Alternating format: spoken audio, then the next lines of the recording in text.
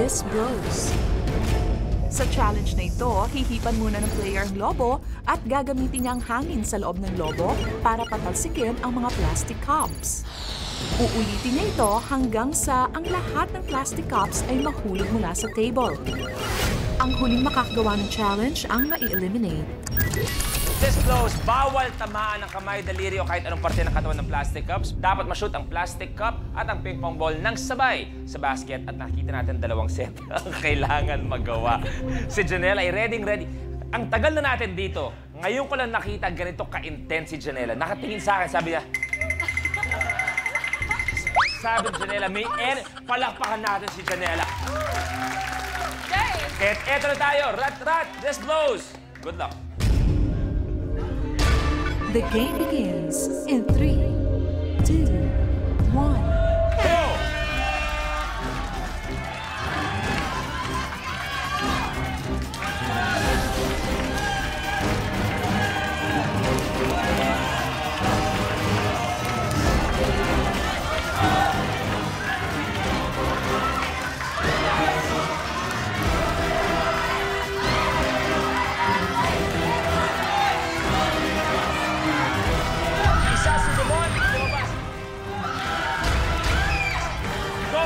Pwede pa.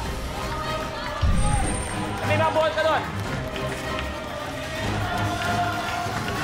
Si Warren, Jobert, may isa. Devon, may isa.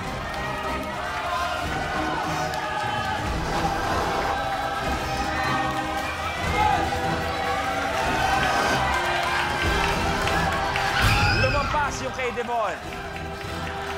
Okay, si Janela, isa. Si Elmo, wala pa. Jennifer, may isa. Robert, good.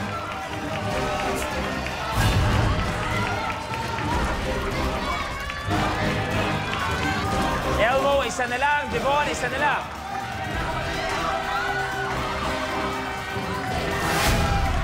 Warren, good. Devon, good. Elmo, go. Naglalaro pa si Jennifer at si Janela. Pwede mo i-atras, Janela, kung gusto mo.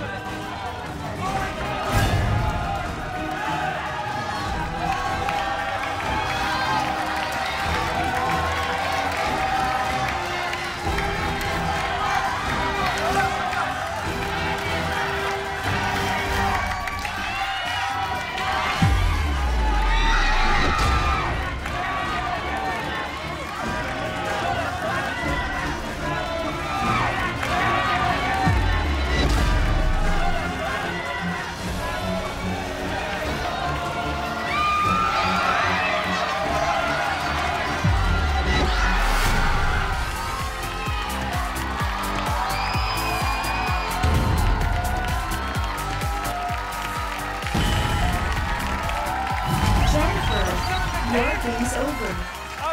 Tapos ang laban. Oh, relax, Jennifer. We are saying goodbye, but thank you very much for being part of Minute to Win It. Maraming salamat.